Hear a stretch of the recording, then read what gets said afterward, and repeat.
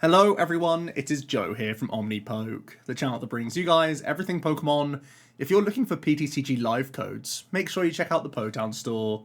You can get a 5% discount on your orders using that code OmniPoke.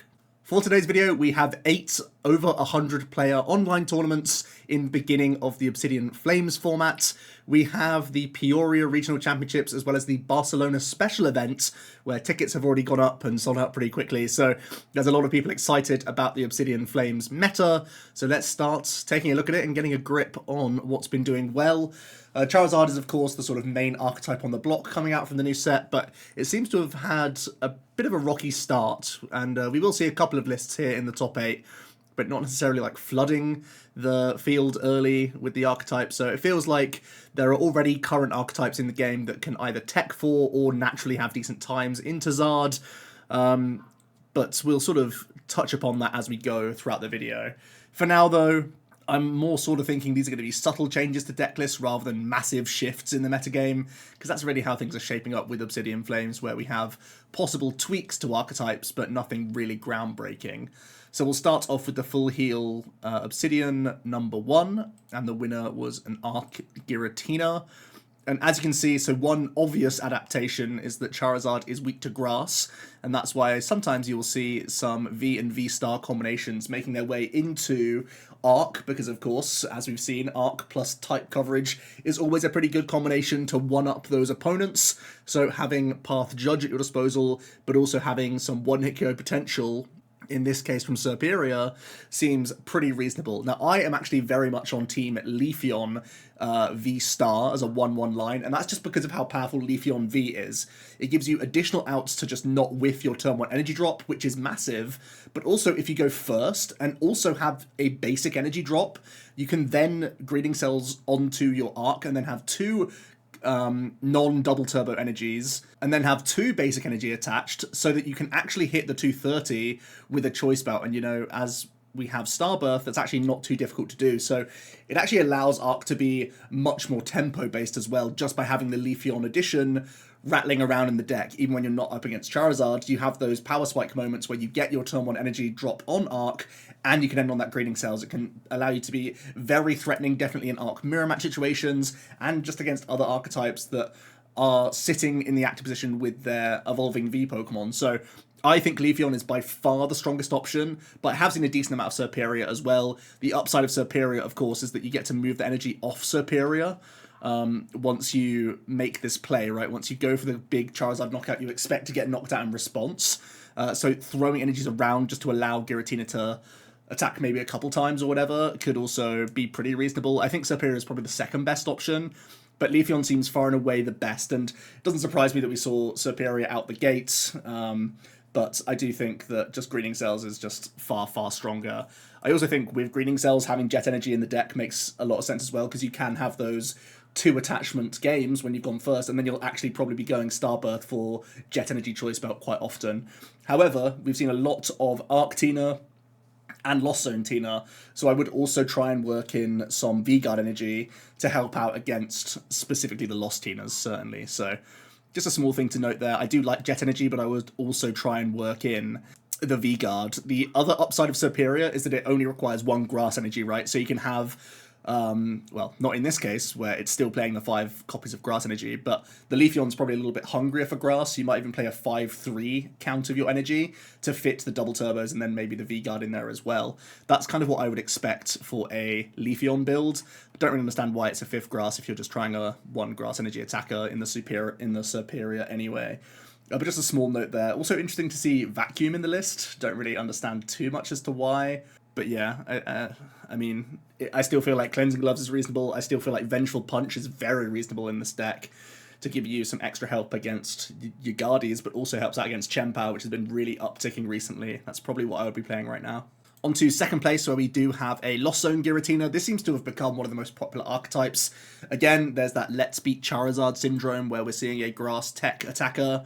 From what I've tested of Lost Tina into Charizard, the matchup is so fine, even without a grass attacker. So I feel like as the weeks progress, this will come out of Giratina just for an extra consistency slot, because that is still one of the Achilles heels of Tina. You're still trying to power spike those choruses quickly, you're still trying to find those jet energies, even just flip-flopping Shaman for jet again seems pretty reasonable. So yeah, I think Tina's just fine. Upping the path counts definitely seems reasonable. I do like the 3 count right now in the format, and I do like adding in Pokegears, to be honest with you, so there has been a couple of decent choices in this deck list, but I think the Shaman isn't really a slot that you necessarily need, but it's probably just, you know, first tournament syndrome where you just want to have an easier check to Charizard, but I feel like the matchup is absolutely fine for Tina. We have a Chien-Pao Baxcalibur that is incorporating the 101 Pidgeot EX package, one of the other most impactful cards from the set, where Quick Search allows you to grab any card once per turn from the deck and put it immediately into your hand. Obviously massive for a combo-based deck like this,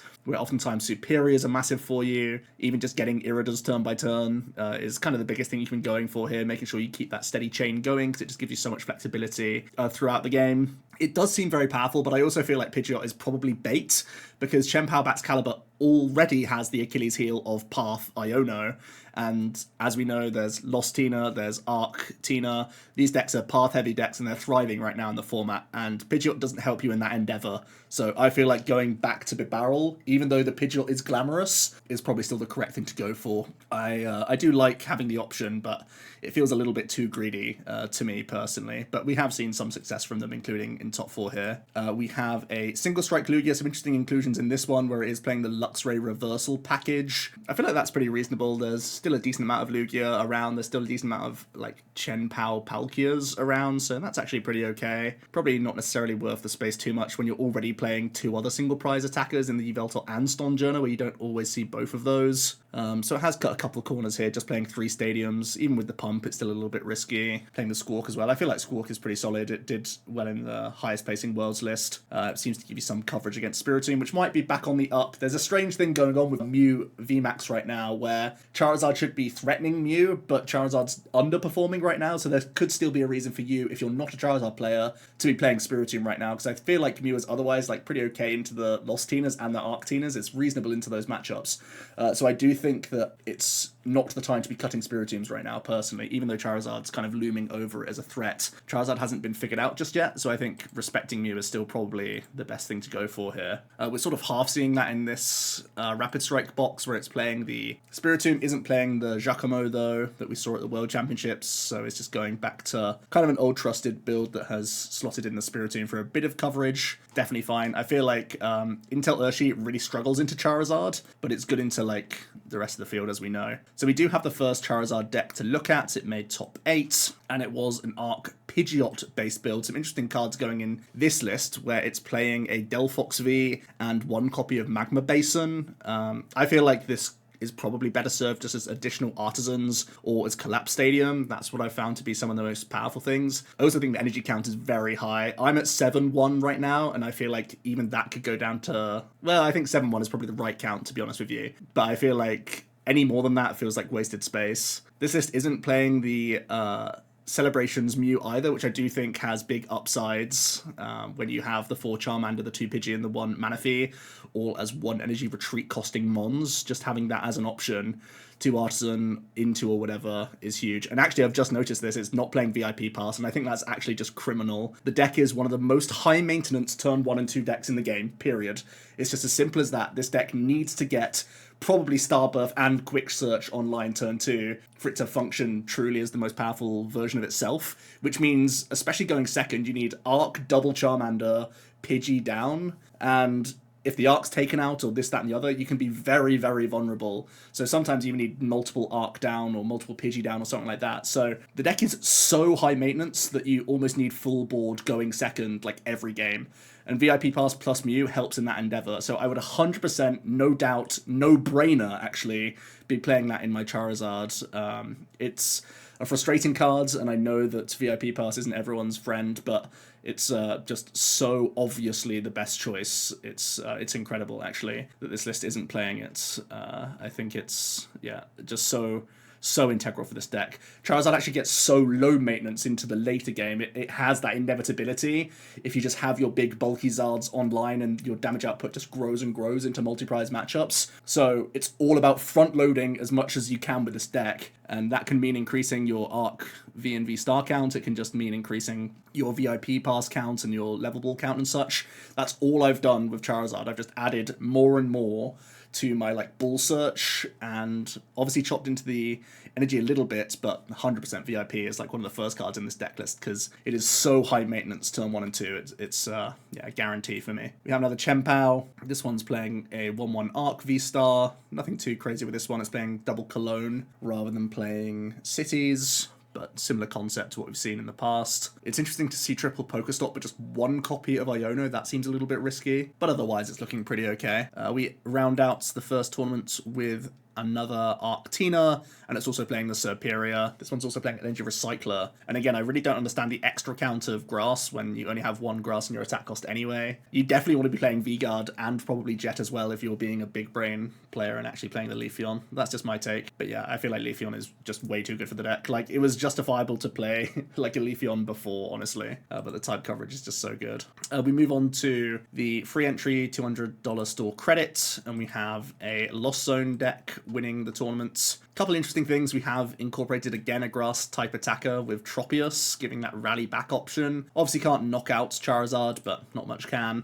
unless you're adding in some like V attackers. Again, we've saw that Shaman V. But just having a high damage output single prize threat is also pretty reasonable. I again think that your matchup as Lost Box is fine without the need for Tropius. So again, I feel like people are getting overexcited in the opening days of Obsidian Flames and just wanting to have extra tech to Charizard because it's the new deck on the block and it's everywhere on PTCG Live, etc. But I think it's probably over-teching, and by the time we get to the tournaments, we won't see as much grass hate, I don't think, necessarily, because it's honestly just not worthwhile, because Charizard's not like a top 3 deck in the game, I don't think, right now. We have a Lost Zone Giratina. Again, this grass thing, it's probably going to develop as the tournaments go on, but it doesn't seem like it's worth it, especially if you're playing 4-Path already. 4-Path is already such a big win con against the Charizard decks. We have a Lugia. Oh wow, okay, so this is playing Wishcash, which I'm having to read. Okay, so it's a goofy mill deck. I know this Bouffalante's not a bad card though. Getting rid of energies, lost zoning them as well, so they're irrecoverable. Yeah, just a goofy troll deck, right? I mean, there's no real legs to this, surely not. If you're noticing that I'm in a bad mood, it's because I've had a foul cold since I've come back from Japan, by the way.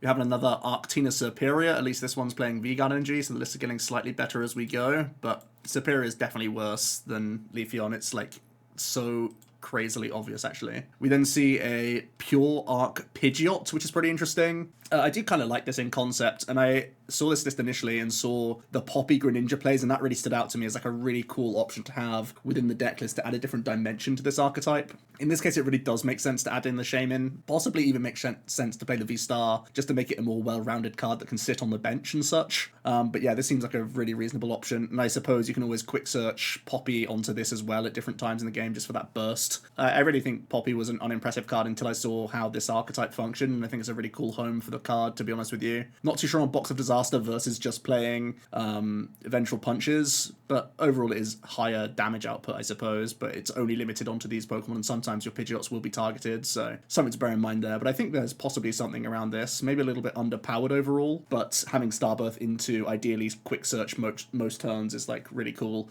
and actually giving Arc that Greninja option to just have extra draw in the opening stages is actually low-key kind of cool as well. So a lot of cool things being explored with that list. Definitely something to that, I think. We have a Fusion Mew, not too much adaptation going on here. It's playing the double Feather Ball, but just one Nest Ball. That seems like a strange split to me. Outside of that, it's looking fairly routine. Quad Forest is a little bit wonky, especially when you could just be playing Town Store now. Like, why would you go up in this card when you could play more Path Bounces instead? I guess these are more insta-playables, but it seems a little bit wrong to me. We then have a Lost Goo. I know Lost Goo did do fairly well at the World Championships, but I still don't really back this archetype, and I don't really see a reason for it to come back in much of a big way. Rolling Iron might be decent against Charizard, because they probably only play like 1 or 0 rope, so maybe Rolling Iron's annoying for that deck, and it does threaten early Greninja, I suppose, but I still feel it's a little sus. overall a little inconsistent compared to Tina, and then Tina's just also like quite a bad matchup, I would think, or at least not favourable. We end up with a Guardy, pretty interesting build. It's playing the Mirage Step like Tord, but then it's playing the supporter lineups of old, really, where it's added in the Worker Pal Pad option rather than having... Oh, I guess it still has Vacuum. Oh, interesting. Okay, so it's like +1 Stadium Bounce, I guess. And it's +1 Energy to expect it as well. Not bad, but I do feel like Level Ball is still such a crucial card that you're not going to cut that ever. It's like one of the first cards on the list, I think. We move on to the Tournament of Doom, where we have another Lost Zone Giratina. This deck just seems to be everywhere right now. It's just playing the 2 Water Energy. A little bit difficult to justify. I feel like it's 3 or 0, honestly, and I've seen a decent number of people just play like 4/4/4, and it'd be pretty okay, or even just 5 Psychic, 4 Grass, 4 Jets. But I understand that the Shuriken doesn't come off too often, but you need to threaten it, right? So I feel like, well, maybe 2 is just okay for that threat the entire time, but I feel like you want 3 to actually pull it off and punish the people that have the bad starts or just don't respect you or whatever. This is playing Artisans, which is an interesting choice. I feel like Path is just such a no-brainer in the deck right now, but it does unlock your Greninja, I suppose, towards the later stages. We then have another Arctina Superior. I'm probably going to be on my soapbox all day about Leafeon being better than Superior, but I'm just so adamant that it's like no doubt to me that it's definitely the right choice, so... I think it's just week 1 things, but Leafeon is far better. Probably gonna have to do another video just to send that message home a little bit more. Have another Guardy doing pretty well. This is much more like Tord's, right? This is looking very Tord's 60 to me. Very solid list. Doesn't really need to change too much either, I think. This isn't playing Mirage Step, obviously, but...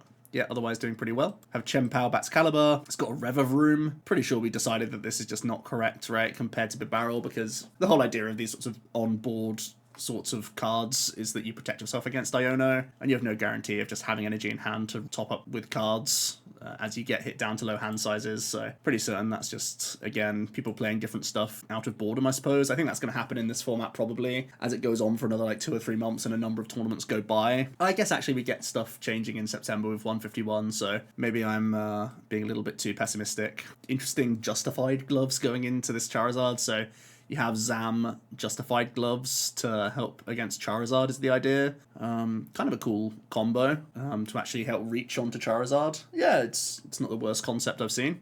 You have a Radiant slot going in this deck list, and Zam's really not a bad one. I'm surprised to not still see Belt in the list, though. That still seems like a pretty strong card that you could be playing.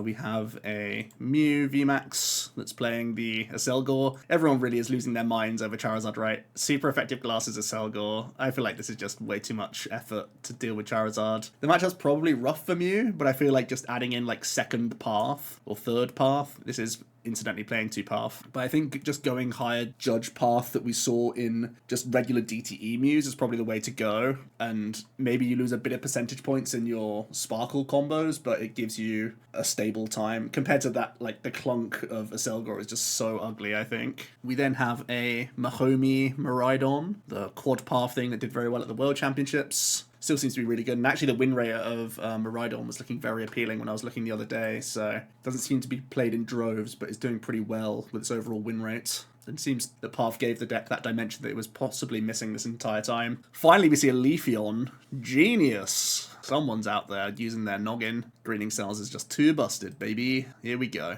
This is where the Leafeon campaign overtakes. That's the Tournament of Doom. Let's move on to Battle Park. 150 Obsidian Flames codes up for grabs. We have a Lost Zone box winning it all.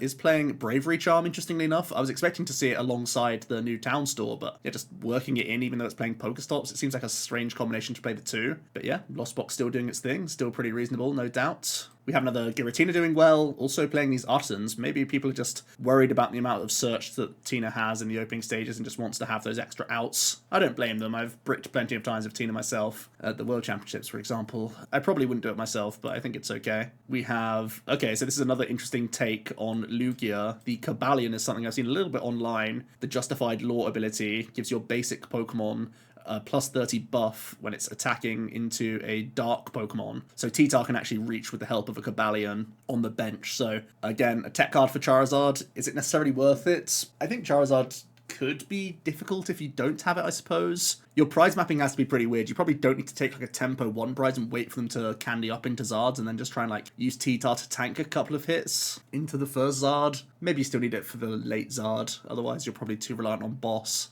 But then I've just seen the glaring other thing in this deck list. It's a Path to the Peak Lugia, which is just completely absurd, right? That's so insane. It's still your enemy. You can't get away from the fact that this is your enemy, and you're just really hurting your percentages by playing less outs to this card, for sure. And then we have another Miraidon Flaffy. Again, not too much to be said here. People seem to just be picking up the world's list that got top 32 and are running with it, and it seems to be carrying on doing very well. We go to Deck Out Mondays, which is certainly interesting because there was an 8-0 Charizard deck, and nothing too out of the ordinary with it, to be honest with you. It's playing the Mew, which I definitely like. It's playing VIP Pass, which I've already ranted about a little bit, but I think is definitely correct. I really like One Belt, One Band as well. It's been where I've landed recently with Charizard. So ultimately, I like a lot of the decisions around this list. I still don't really get the Basin too much. I still feel like this could just be another Artisan. Again, the deck is just so hungry for going wide as early as possible. I'm also just debating playing Pumpkaboo and a couple level balls rather than playing like the Vacuum and whatnot, because adding level balls adds to your stadium bounces plus your just early consistency search if you play the Pumpkin in your list, and I think that's pretty reasonable as well. The only downside of Pumpkin is that it's another 60 hit point Pokemon, which makes it awkward against Lost Tina, which I've found as well, so maybe a small thing there. But yeah, an 8 Zard, nothing too crazy about it, and I do like a number of the decisions that have gone into this list. Definitely my favourite one that I've seen so far. We're back on the Superior hype, just me gritting my teeth, nothing to worry about. Outside of that, we know that Arctina is just very solid, right? Lost Tina doing the same thing as well. I feel, again, I've spoken a little bit. I feel like I've already spoken enough about Shaman and whatnot not really being worth it in the list. We have a slightly different variation on the Flaffy in that there's a new card from Obsidian Flames with Thunderous. Basically, it's just a big burst of damage from a single prize mon, but it does so much damage to itself. I'm not really sure what situation you want to use that card in, to be honest with you. More Lost Zone Tina. This is looking a little bit more like Pram's list in that it has the Snorlax and just no Roxanne. It's actually exactly Pram's list, right, from the World Championships top 4. Not too shabby. We got a Guardy.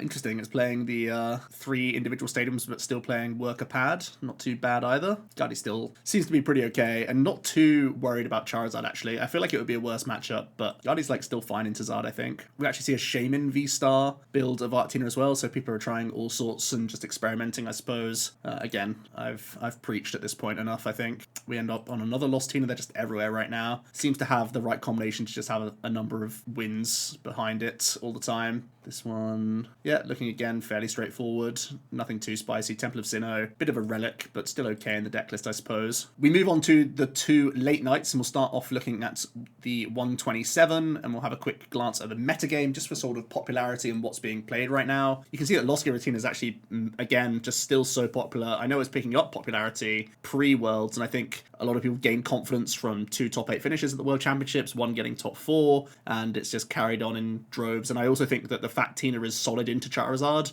could be a driving force right now, in that you're just expecting a lot of Zard, basically an overproportion of Zard, possibly than you'd expect at the regional championships and whatnot, that makes Tina like slightly a better play right now. And honestly, there's not too many decks that target Lost Zone Tina too much. You just seem to be a pretty solid deck, well-rounded, good in the field, and it seems to be reflecting that with a lot of decent finishes and just decent overall win rate as well, which is not too bad. Guardy's still pretty popular. Charizard, yeah, popular, which is to be expected because it's early on, but it still seems like there's a lot of people deciding what the best kind of list is and how to build Zard in the first place. I've been testing around with all sorts, and I'm still trying to put my finger on what my favorite build is. I've been trying, you know, the Lunar Rocks to help out against Path. I've been trying Pumpkaboo level balls. I've been trying the Rapid Strike Artillery package with Tower of Waters being a tutorable card, with Irida being a crucial supporter as well. I've tried all sorts of Charizard already. I've tried the Big Barrel Forest Seal Stone thing as well. I think almost all of the ones I've tried has a dodgy matchup into Tina. So if Tina's going to be the most popular archetype going into the next set of regional championships, I think Charizard's a risky play, honestly. But I do feel like its positioning is interesting and that it's pretty good into a couple of matchups that we'll look at later, which still might make it an appealing choice, but still probably has to dodge and weave Tina, which is a little bit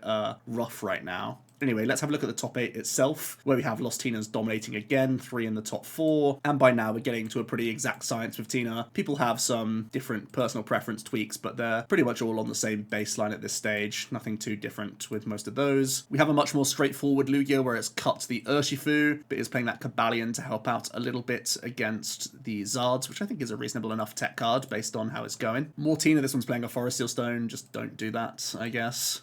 We have a Lost Box, Box that's playing, wow, lots of different energy. Playing the Luminous in here to try and help with the Shaman combo. I feel like you only really play Luminous if you play Raihan. Doesn't really make much sense otherwise, especially when you play Pokestop as well. Like, basic energy is hitting the discard pile isn't that punishing for Pokestop because you have such reload from Clara and Rod, but Luminous is just so punishing. Yeah, it doesn't really make sense with the build that's in front of me, but the Shaman's pretty reasonable, I think. This is the Aussie build of Guardi, where we have the double Forest, double Zacian combo. Basically just a ton of 2-ofs, including the double Worker. Yeah, also did pretty well at Worlds as well. I believe we got top 16. And stop me if you've heard Lost Tina before today. And then we have another Arc Tina, and it's another spit in my face from a Serperior. Let's have a look at the metagame from the late night 128. Not too different here, a little bit less popular Charizard, a bit of an uptick in Chien-Pao Baxcalibur, but more or less it still seems like Tina and Guardi are going to be kind of the most played archetypes, with Lost Box kind of waiting in the wings out there as well. For the amount of success we've seen from Arctina, it's not been like the most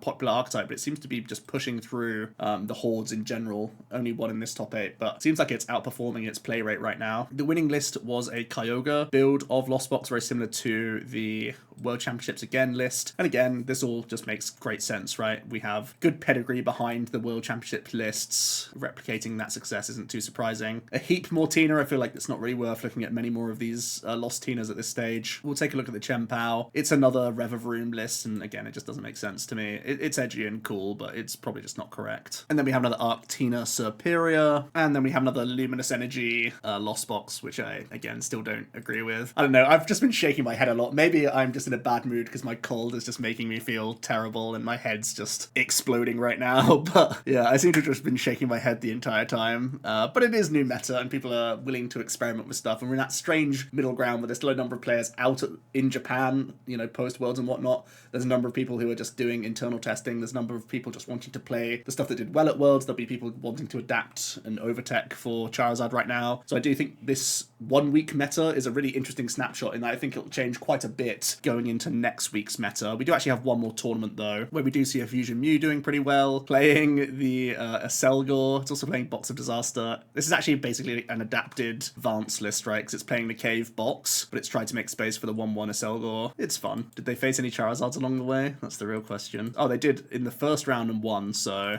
Galaxy Brain Aselgor, there you go. More Lost Tinas, again. I feel like I've shown so many today that we can go off of. Apologies to any of you three if I'm skipping over you. More Lugias that seem to all be happy dropping the Urshi right now. I'd probably do the same. We have a Rapid Strike that don't care about no Mew and has no tech cards. That's fine too. Just dodge and weave. We got a Miraidon Flaffy. Again, also seems to be just a really solid way to build the list. I think it's finally been figured out how we should be playing Miraidon. And then we have a Chen-Palkia as well. This looks to be similar to Cyrus's Bubble 60 at the World Championships as well. So yeah, that rounds out the week 1 results. I'm, again, pretty interested. It feels like Charizard is just being caught in the crossfire of so many random overtechs right now. And I feel like that probably will die down. Charizard didn't really show up in this first week of tournaments, and I think it has natural issues against other archetypes, so I don't necessarily think that we need to be teching this crazily. Just a quick snapshot at what's been doing well so far. Charizard still is within the top 10 right now, but it is struggling out there. I think we've just noticed so much grass techs, even in the Lost Zone Tinas, which really aren't warranted.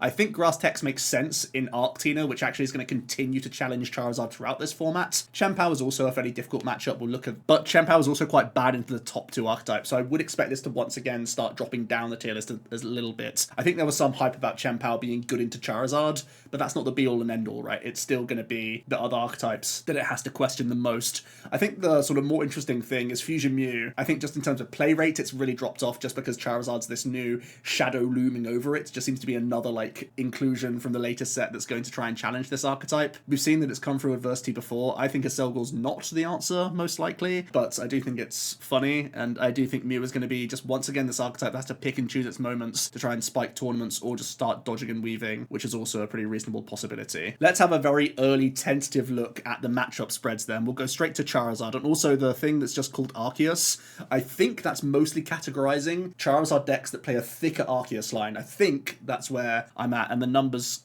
also kind of makes sense of that in the fact that it has like a really good time into Fusion Mew. Just a small thing there. But yeah, Charizard right now has a heap of problems. It seems to be quite weak into the Arctinas, which makes sense. They play Path Judge for early disruption, and they play Grass Stuff for one-hit KO. Chien-Pao Excalibur also seems to be difficult. They're going to certainly come out of the blocks faster than you. They have Greninja pressure, so if you just don't get off to the races, you're going to be in trouble. And they have, one-hit KO potential, so Charizard can't sit around and be beefy and boast its stats really against you. I do think Vit Band helps this matchup, but still asking a lot for the Charizard players. The Tina Lost Box, I found this to be very, very tough. Even them just hitting 280 into you pre their V-Star power puts you in a terrible position, because by them not taking prize cards, they're probably sitting out of range of Charizard, and then from there, of course, they can make the most of that damage by sprinkling onto the Charizard itself and knocking out the Manaphy or knocking out a Charmander on the bench, this, that, and the other. Just makes life really difficult for you. I thought Collapse Stadium would be the answer, but the fact that Charizard just has so many 60 hit point Pokemon with the Pidgeys and the Charmanders, you actually can't collapse yourself either, because you think you're saving the 2 prizes because they've just hit into you, but